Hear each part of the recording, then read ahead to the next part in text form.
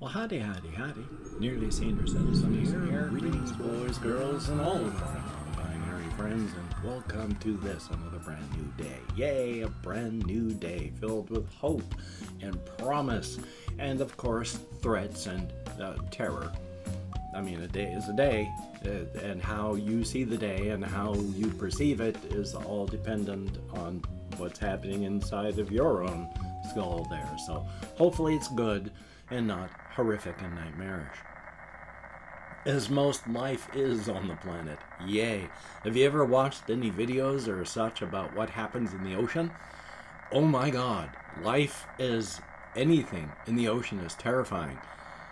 I mean, I don't know how anything survives long enough to make it to full size, because everything is eating everything all the time. It's terrifying. Ugh. But anyway, for the Shelton, Washington weather report real quick, it is raining right now. It was gray and raindrops were semi-falling periodically last night while I was out walkies, but didn't go into a full rain. It's a full rain. Is it going to stay that way? Don't know, but for right now it is gray, and it's not altogether chill, but it's not going to be warm, so thumbs up for that. Yay! Now, I do have some things written down on my topics list, so we'll see how this all goes. One of the first things that, oddly enough, I want to talk about is pigeons. Remember, I have talked in the past, remember. I mean, for everybody who has watched and is watching, and for anybody that happens to be new, hopefully there are some, I tried not to refer too much to stuff I've talked about in the past, because if you don't know about it, then you don't know about it. But I have a topics list, and I was watching a video this morning, and it was about King George IV. And how he was incredibly fat and just was like unhealthy because of how fat he was. In fact, would periodically spend days in bed just half unable to breathe, half asphyxiated just because of his weight. Apparently he reached nearly 300 pounds, and that doesn't sound like a lot. I mean, because I reached 325 pounds just after my wife died, and I wasn't an immense slug or anything. So, and I'm 200 right now. But you gotta remember, because of general nutrition, back then, even just, 200-300 years ago, people were short. They were short, they were taller than they were a couple hundred years before that. We've gotten taller as nutrition's gotten better, and we're allowed our bodies to grow to their actual heights and such. So we've gotten taller. Back then, at the time of his life, he would have been a lot shorter. And so hitting 300 pounds would have been a lot rounder. So yeah, not good, a raft of health problems. But like to eat a ton, and for whatever reason, we don't think of these as edible birds, and there are a lot of birds and such that aren't. They're just not good for people to eat. But a pigeon is an acceptable bird to eat. There's a lot of meat on them, and they're healthy, because it's meat. So he ate 2 pigeons every single morning, which I guess they'd be like the size of a quail or a small thing. So, but he also had a whole bunch of stuff like pies and such, and wine and champagne. So likely had more than just the weight as a health issue if he started off his day with alcohol. So thumbs up for that. But one of the other reasons I wanted to bring that up is because I have seen these and I wanted to talk about it. We have wild pigeons. I say wild because I don't know what species they are. If they're just the standard type of pigeon you see in movies and such, they don't look like it. They're of a lighter color. But they're pigeons. They're wild pigeons. And they fly around and they do pigeon things. And that's kind of cool. Except I don't know what pigeons sound like where you live. But these wild pigeons do not sound at all like pigeons you see in the movies. There's no coo, coo, coo, coo, none of that. It is sort of a nightmarish mix between a hiss and a grah, and it sounds horrific.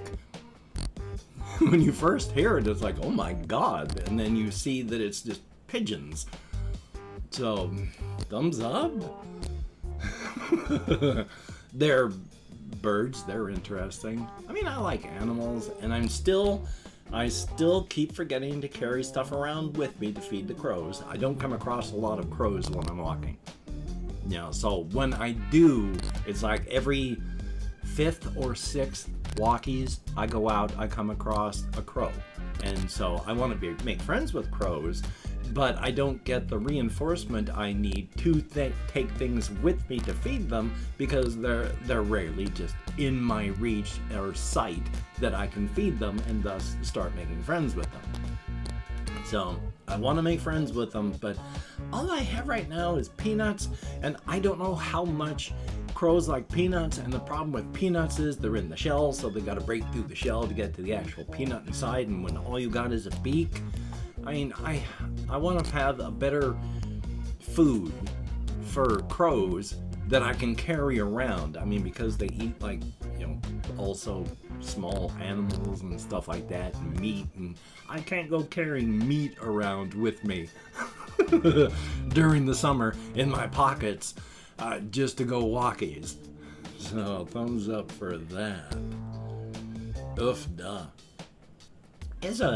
Well, I was gonna go off on a minor thing, but instead I'm gonna stick with what I've got written over here.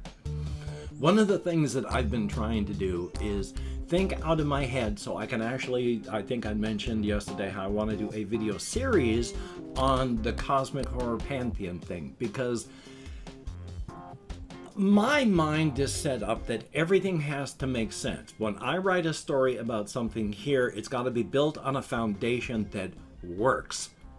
There has to be, I mean, it doesn't have to work as according to, you know, natural law and physics.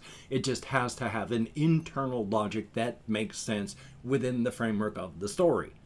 And so I have done a lot of work on my cosmic horror Pantheon stuff, and I want to do a video series talking about it, and it has to be a video series which is rough, just to explain the background before we even get to the stories, because I have to explain multiverses, which is just a collection of universes, which means you have to explain how universes come into being and how they split and spawn from the quantum level on up. Every decision made spawns a universe where that does happen. It's the many worlds hypothesis. A lot of very, very influential mathematicians believe that that happens, and it happens from the micro to the macro, from every quark in every subatomic particle, in every atom, in every molecule, in every organelle, in every cell, in every organ, in every person, in every continent of the planet of our solar system. Every decision made spawns a universe where a different decision was made, and I posit that that is just what normal matter does. And so a multiverse is just filled with universes of a type. And we are in a multiverse of a type of universe where our kind of life exists. And so that has to be explained there. And then how multiverses split themselves, because there are many multiverses. There's a multiverse where there is no abandoned city. Then I have to explain the abandoned city and who those people are, which means I have to explain what infinite numbers are and what I call dinfinite numbers, because I'm not a mathematician, and this is not an actual mathematical thing.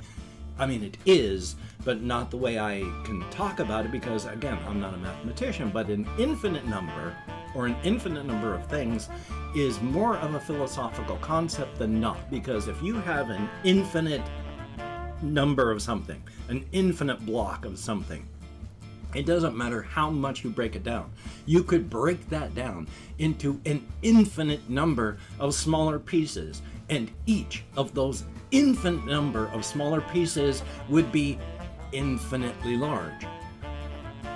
If you can subtract or do anything to it and the number diminishes at all, it's not infinite, it is just incredibly large.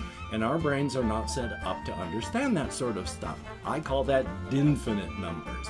Incredibly large that might as well be infinite, but aren't. And then there's infinite numbers. And how these people made an infinite city with infinite resources and infinite room. And then they peopled it with an infinite number of people. And then, of course, I have to explain the various layers of the universe and that reality, which means I got to bring up the metaphorical concept of our reality. We see just a small sliver of it in the electromagnetic spectrum, and metaphorically, there are other layers of the universe. We live out in the cold and dark, and then there's two others that move inward, each of them having more to them. And they have more parts and more pieces, and there's more reality, because our entire electromagnetic spectrum is metaphorically just the visible light spectrum of the next layer up.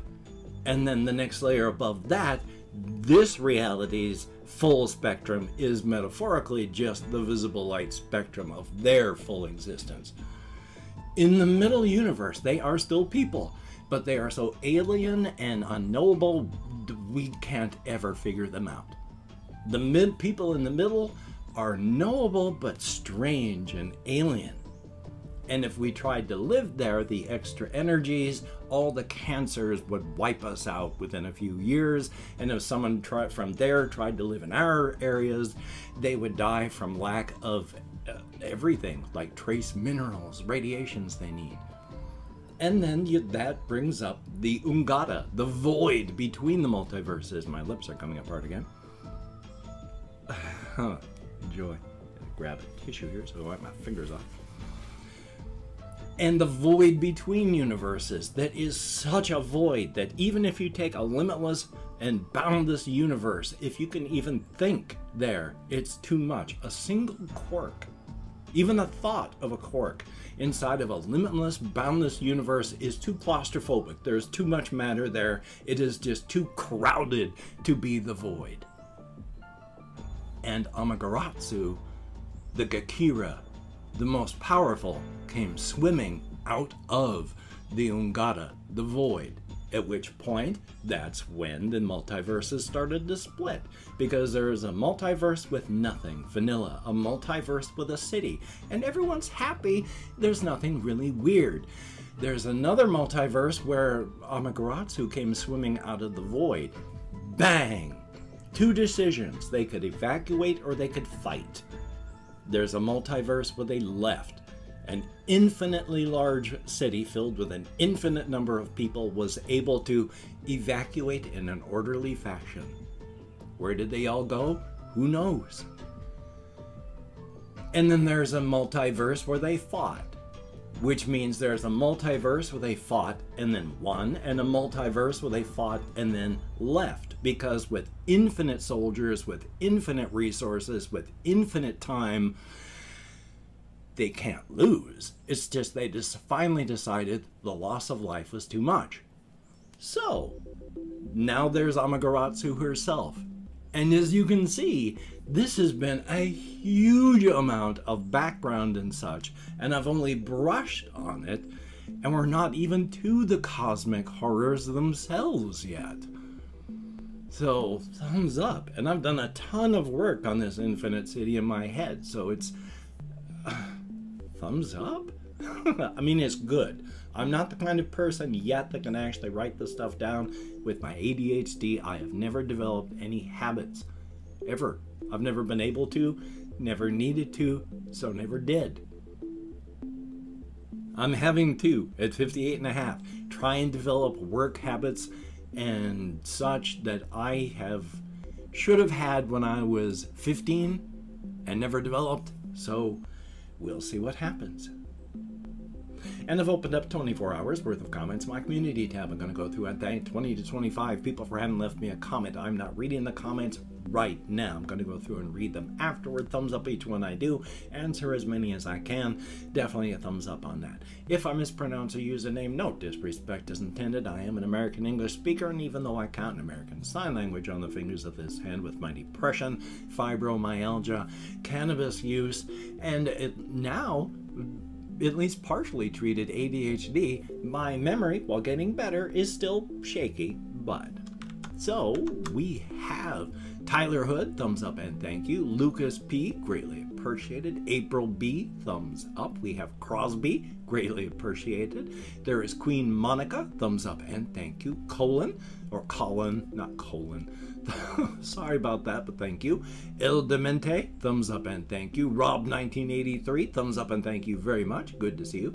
Made in Canada, and good to see you as well. Thumbs up and thank you very much. Flora Mew, greatly appreciated, and I certainly hope to answer at least some of the comments that you have left there in time. Hopefully after I've done my vlogging here. Thank you very much. There's Ricky Bettini, thumbs up and thank you very, very much. The Pumpkin Eater, thumbs up and thank you. We have Florian94, thumbs up. Isabella Fidalgo, thumbs up and thank you. Pop HTF, greatly appreciated. J Hode, thumbs up. Kapaki, good to see you in the comments. Armando El Casta Mamando, I do not speak Spanish. I use Google Translate, but thank you. And there is Violator, not quite sure what you were trying to say. Adrian Bryan, greatly appreciated. And then we have Sebastian Ferris, good to see you in the comments. Colin Reisner, thumbs up. There is Garrett the Ginger, thumbs up and thank you. Hellboy, greatly appreciated. And Fishing for Fish. Aside from my choking at the end, thank you all very much for having left me comments. It is appreciated to no end. You get me out of my head, into the world, dealing with real people, if only in text. And remember, you lose 95% of all context in text. We are a visual and auditory people, and there are no visual or auditory clues in text. You fill in the missing context with what's happening in your life, and 95% of the time that context is not the context that the person who sent the message intended. So be careful. I'm not quite sure where I am anymore, but if you could check out my various things down below, that would be very, very cool. I have Twitter, Facebook, Patreon.com, and if you could become a Patreon.com patron like one of these beautiful and awesome people, that would be beautiful and awesome. And I'm certainly hoping that today or some such I can get the list updated for you all. I'm very sorry I have not been able to break through my executive dysfunction and get that done. But if you could check it out, that would be very awesome. But do not feel obligated. I do not feel entitled. And if you cannot donate, or you simply do not donate, I take all good wishes and I deposit them in the bank of my heart where I draw interest. So thank you very much.